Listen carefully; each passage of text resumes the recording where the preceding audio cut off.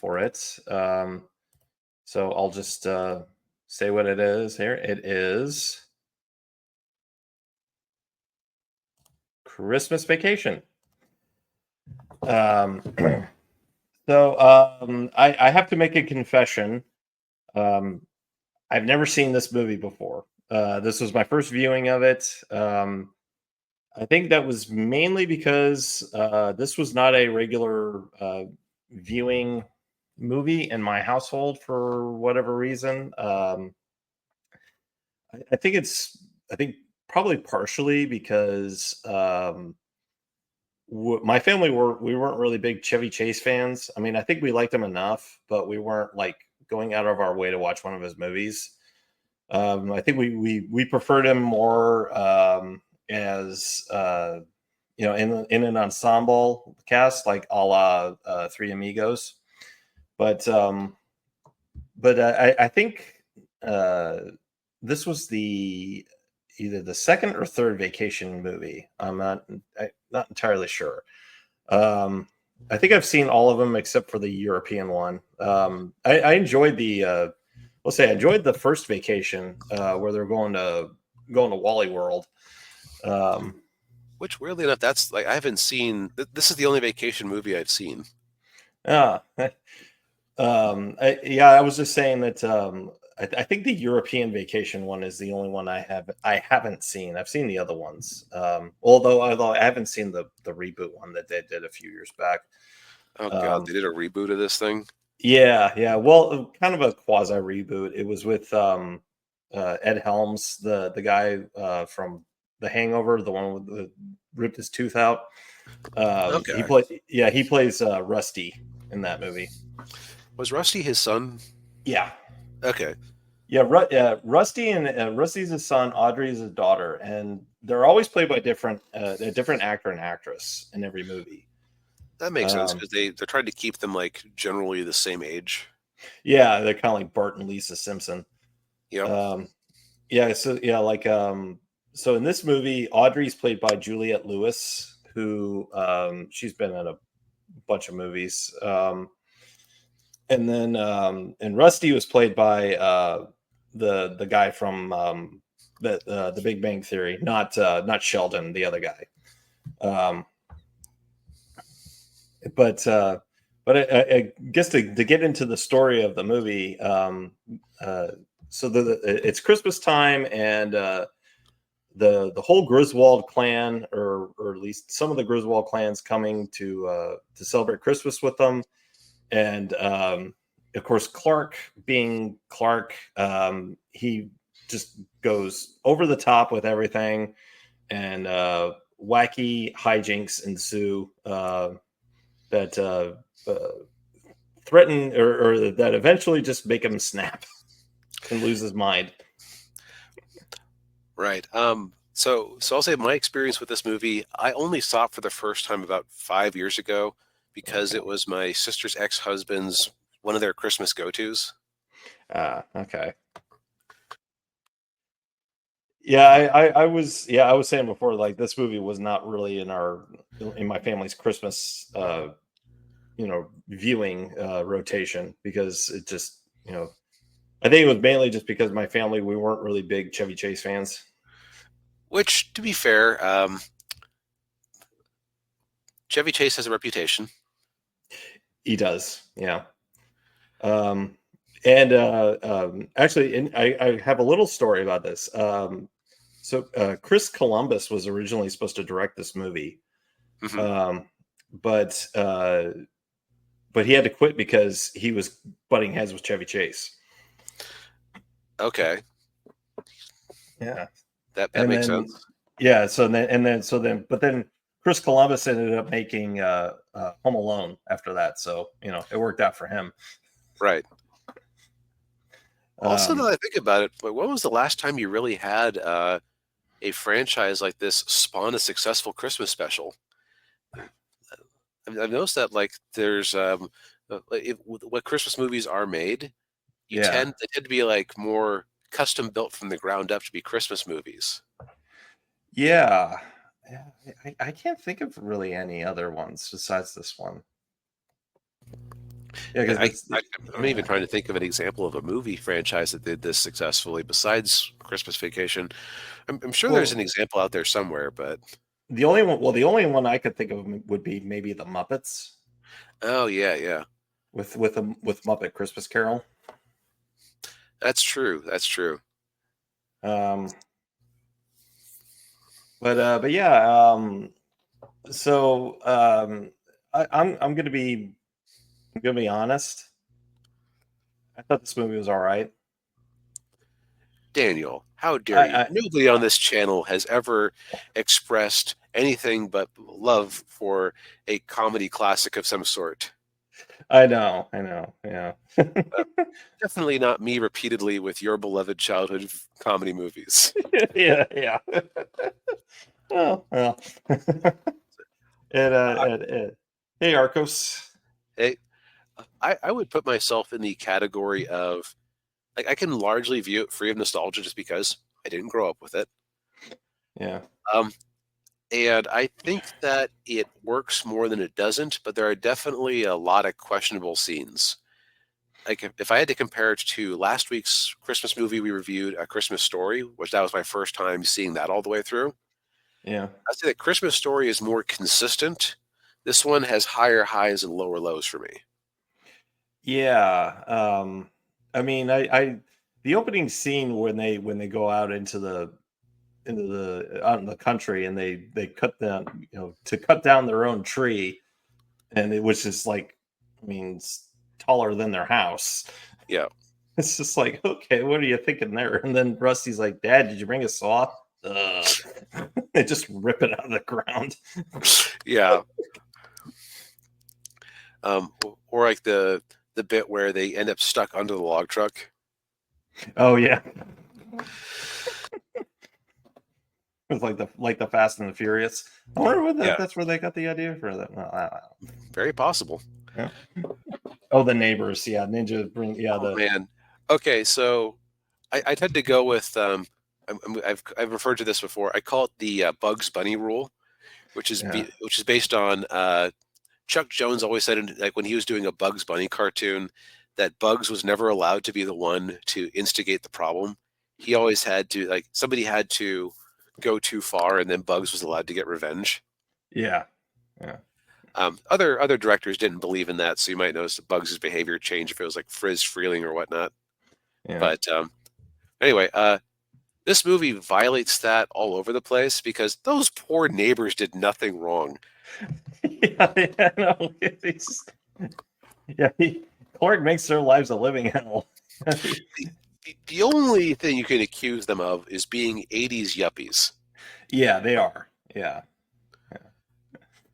very much so. Yeah, yeah, yeah. You see their house, and they have all of the latest electronics from that era, and they drive nice cars, and he's got his hair slicked back. Yeah, Right, and he has a little ponytail, I think, too. yeah, yeah, Um, they go out jogging all the time, which I think in the 80s, like being a jogger was like shorthand for being a yuppie. yeah, And that they go out in the old style full body sweatsuits that are designed to make you sweat on like overheat you and sweat you under there. Like they basically they're portrayed as being involved with a lot of fads of the period.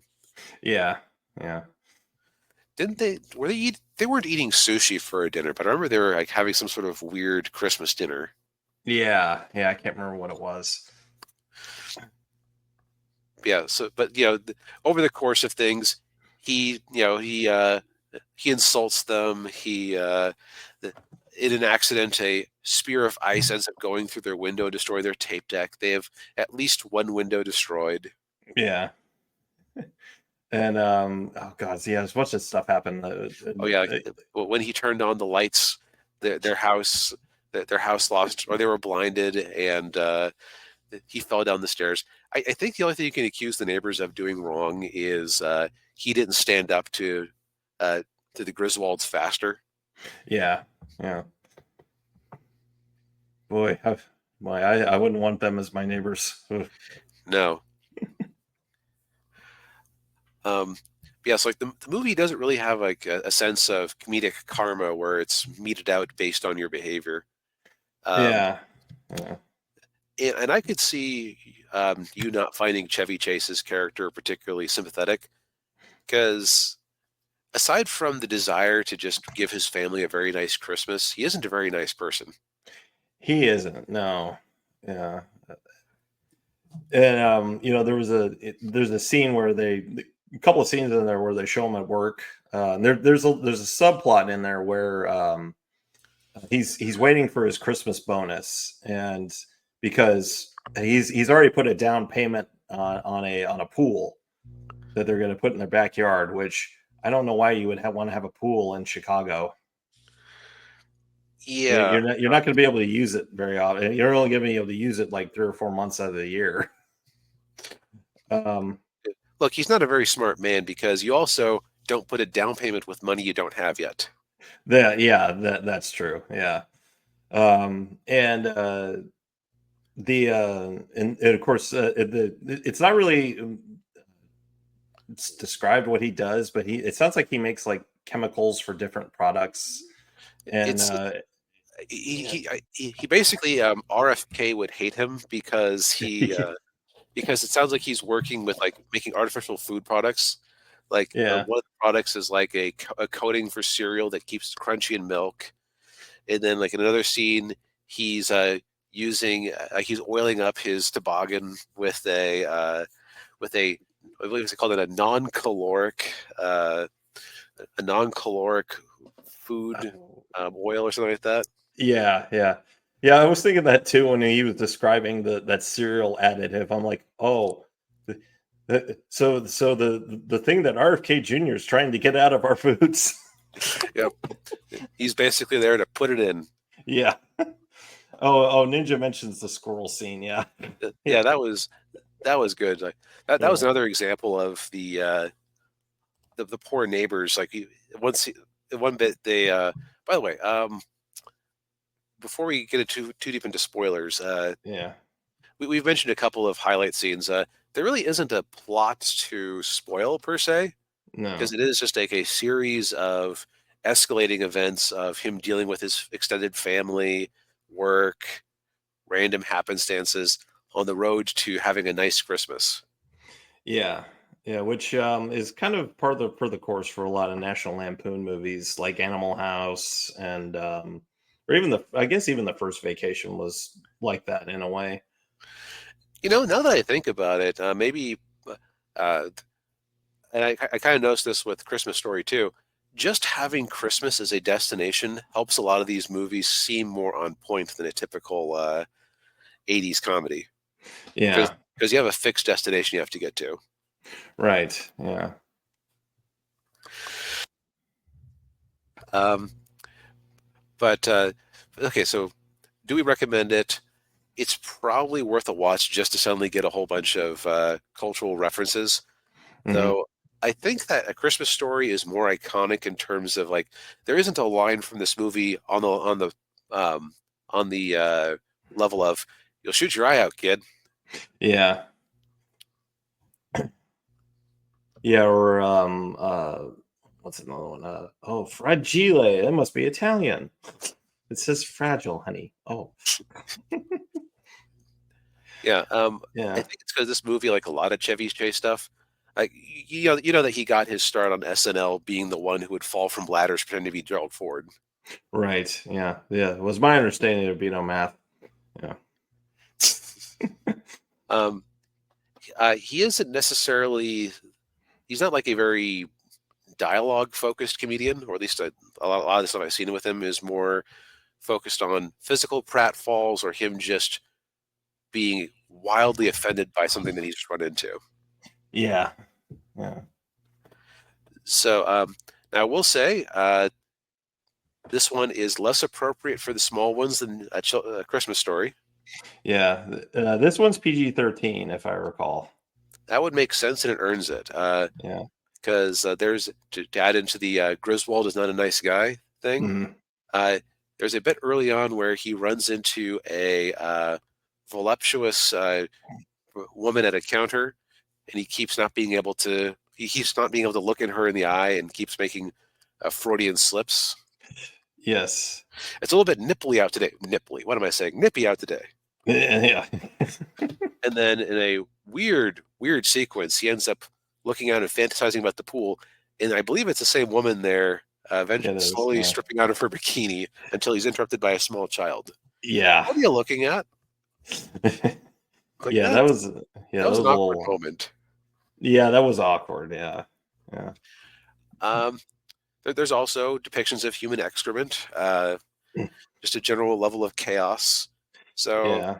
I would say, like, keep to that PG-13 rating. Yeah. Yeah. And I do believe there is one F bomb in there. So Probably I didn't notice it, but then again, I keep being surprised at, and this is maybe just because I grew up kind of sheltered with movies I was watching. If you'd asked me, I would have told you, oh yeah, there were no F bombs in movies until like the 2000s. It was kind of, and then like there I am watching like a Dirty Harry movie or like 48 Hours where I was like, wait, what? yeah. My virgin ears. Yeah. All right, so I'd say generally worth watching. Probably, Yeah. your mileage may vary. It won't hurt you any. Yeah, Um, mild recommendation for me. If you had to, if you asked me which movie do I prefer, this movie or Christmas Story, I'm picking Christmas Story.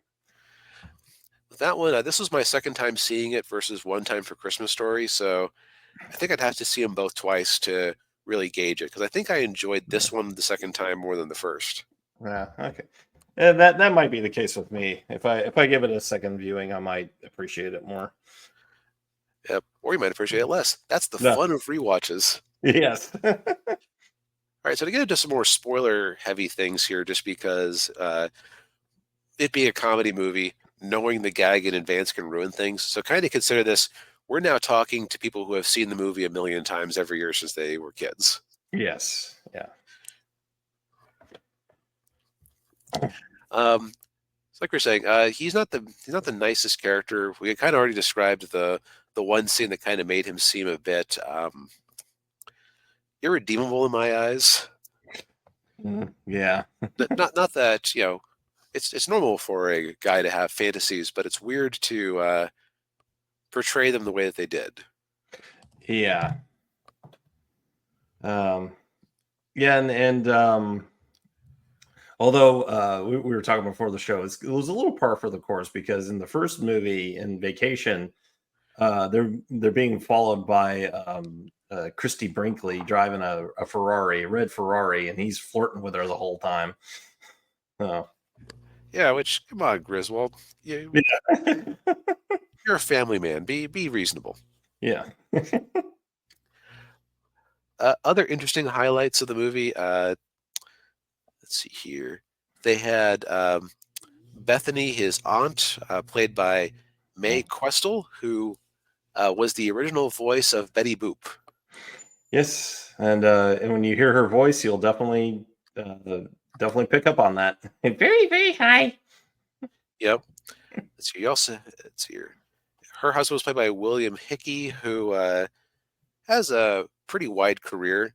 I Mm, would say that a lot of the stuff he was in wasn't like the most advanced, but guy had a career going back to, I believe, going back to the 50s, so, on TV and movies. So yeah, similar level of get as Betty Boop. yeah, and you had I didn't recognize the actor who plays Clark's dad, John Randolph. Okay, he had a very good, very prolific career. Looks like, judging from his IMDb. And so your other actors I actually notice here. Well, you had Randy Quaid as cousin Uh, Eddie, who we kind yeah. of left out of the review despite him being a huge part of the movie. Yeah. Well, I didn't want to spoil it too much, but yeah. Yeah, now that we're in the spoiler section, uh, although one last thought, Doris Roberts played Oh yeah. the Chevy Chase's mother-in-law. Yeah. Um, she's one of those character actors who I couldn't tell you what I remember her from, but just like, oh yeah, I immediately know you. Yeah. Well, yeah. Ninja says, yeah, she was Mildred on Remington Steel. She Which was. is not a movie, which is not a show I ever saw. I never watched it, but I'm familiar with it. But most people remember her from Everybody Loves Raymond. Oh, that's what it was. Okay. Yeah, yeah. She was Ray's mom, Marie. Yeah. Hmm. Who if you watch enough episodes of that show and you see how she is, you'll know what my grandmother was like. Oof. Very, very similar personalities. Yeah. Okay. Um, yeah. But yeah, and then All right. We've popped that cork. Let's get back to Cousin Eddie. yes, cousin Eddie. Yeah. Um yeah, so Cousin. yeah. Oh, no, go ahead. No, you go ahead. Okay, so Cousin Eddie shows up about halfway through the movie as a surprise to everyone, especially Chevy Chase. Yeah. Yeah, he just pops up. He just shows up. Right after he lights the Christmas, it gets the Christmas lights going. He's just standing there. We kind of didn't mention that subplot, but that was so. A Ninja liked the whole squirrel thing the best. I think that maybe just as somebody who works in tech support, I can man, I felt that scene where nothing was working, even no matter how many tests you did. Yeah, yeah, And like in that one, it is usually just something stupid that you overlooked, like oh, someone turned off the light switch next to the power strip that was powering everything. yeah, yeah. I've been there too. Yeah. But yeah, yeah. So Eddie and his wife, and then two of their kids show up, and of course, like with the first movie, Eddie and the family have fallen on hard times. Um, They are there to mooch. yes, they are there to mooch, and the in the aforementioned scene where after Clark gets interrupted with his weird erotic fantasy by the little girl. The little girl is Eddie's daughter, and they she basically tells him that they're probably not going to get anything for Christmas from Santa or anything, and Yeah, so they didn't Clark last feels year. yeah, they didn't last year, yeah, and so Clark feels bad, and so he and Beverly D'Angelo, his wife, Ellen, they're like, well, we should help him out, because Which they start to feel guilty. which as much of a jerk as Clark Griswold is in the movie in some ways, that was Yeah, like, okay, that's like one of your nicer moments. yeah, yeah. But of course, cousin Eddie is still cousin Eddie, and he's empties the famous scene where he empties his uh, sewage tank, his Yes, RV, motorhomes, yeah. motorhomes. The sheriff's full.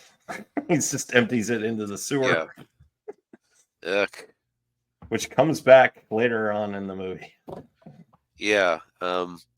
They believe in setup and payoff in this movie. Yeah, they do. Yeah. Well, I mean, it was written by John Hughes, so. Yep. Um, see, but now what's funny is that apparently they made a spin-off movie starring Cousin Eddie, which boy, everything I've ever heard about that one is that it did not work, which I can Yeah. understand because Cousin Eddie is a funny character. Um, he kind of stands as the only character who's like Clark's peer in a way, like the same rough age, Yeah. both dads. But man, it's kind of like how you like garlic, but you wouldn't just sit there and eat a whole clove of garlic, No, that would. or Yeah. excuse me, you wouldn't sit there and eat a whole head of garlic in one sitting. Yeah. Yeah.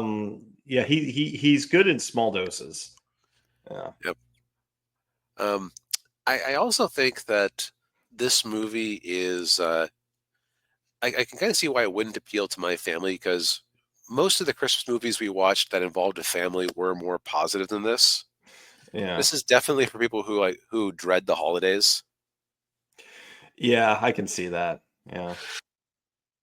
And I could kind of. I can see why I also see why my family probably didn't really like this movie is because like I was getting kind of frustrated in a few places Oh, with do tell. oh I mean like the aforementioned scene when he's trying to get the lights up and then then they don't work, or when he gets stuck in the attic. It's just like and just stuff like that, or just little things where it just after a while it just kind of builds and builds, and it's like, oh, okay. I think it's the difference between like or how you react to it is, do you relate to these moments and you laugh because you have a nice catharsis, Yeah, or do you relate to these moments and it just brings up memories of the moments that you relate to, yeah. and just up your stress level? Okay, yeah, that makes sense. Yeah. Like that's just my general theory is that because like there are, and this is like a personal thing.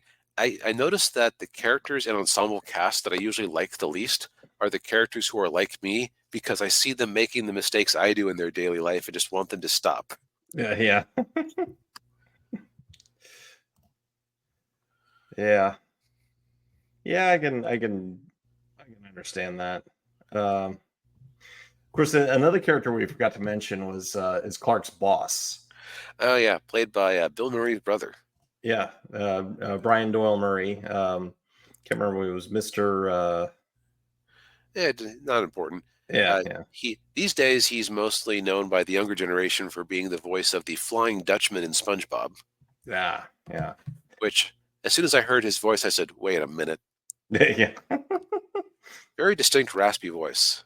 yeah. He does. Yeah. What's interesting is that I guess he gets along. Chevy Chase gets along with Brian Doyle Murray, but Bill Murray not so much. That's interesting. Yeah. Because I remember hearing a story about when they were filming Caddyshack. They just I think they had like one scene together, and that was all they could do because that's all they could stand of each other. You know, just by I've never met Chevy Chase, obviously. Just by every reputation and story I've ever heard about him, he's kind of like the living embodiment of if everyone you meet in the day is an asshole, maybe you're the problem. Yeah, Definitely seems like a very my way or the highway kind of guy yeah, for somebody who I would call like a, a decent acting talent, but yeah, like he almost seems to have like a an ego that like he's a sort of Laurence Olivier. yeah. Or Orson Welles. Yeah. Yeah, And like I don't want to take away from a long and successful career. Just like it just sounds like he's might take himself a bit too seriously. yeah, yeah. Um, It's ironic for a comedic actor. yes, yeah. But yeah, I mean, but that's what kind of why I said the movie was all right is because I mean there were parts of the movie that I enjoyed, I thought were funny, and then there were other parts of it that were a little frustrating for me, Hmm. and it was just like, yeah. And also too, yeah, Clark is not very likable. No, Yeah, he yeah his desire to give his family a nice Christmas is really the only relatable thing. So I yeah, would imagine that if we end up watching Vacation at some point or Summer Vacation, yeah. whatever it's called. Um, my opinion of the character might drop to your levels just because there won't be the excuse of, well, he just wants to give his family a nice Christmas. He's going too far type thing. Yeah, yeah, Um, that's also a general thing about comedy is that comedy is where how we dance around things we don't like talking about in general. yeah, Um, but the problem being that comedy is the thing that can offend you the fastest more than anything else, or maybe offend is too strong of a word, but it can disquiet you quickly if you aren't on board with the topics they're bringing up. yeah, yeah, yeah. Yeah, it's subjective. Yeah, Yep. yeah. But yeah, like our first movie review, this one's on Max. Uh, I'm sure it'll probably be on there through the end of the year or in perpetuity. I mean, although I would imagine most people are probably only going to watch it for the next couple of weeks and forget Right. about it until next year. Most likely. I would love to see the streaming stats for certain Christmas movies and see like are there any times of the year outside of the holiday season that is March a better time for Christmas movies than June, or are people watching Christmas movies in June because it helps them feel cool? Yeah, yeah. Well, Die Hard, you can watch that all year long because it's not a Christmas movie.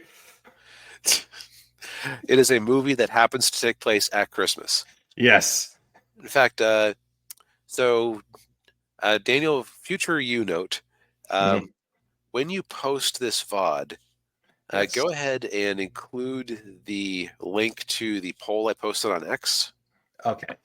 Yeah. because next week we're reviewing Gremlins, and after watching it, I'm curious how many people think it is or is not a Christmas movie, because I have a thought on it. Yeah. Yeah. I do too. It's we'll get into it next week, but yeah. I think we've said all we said need to say for this week. Indeed.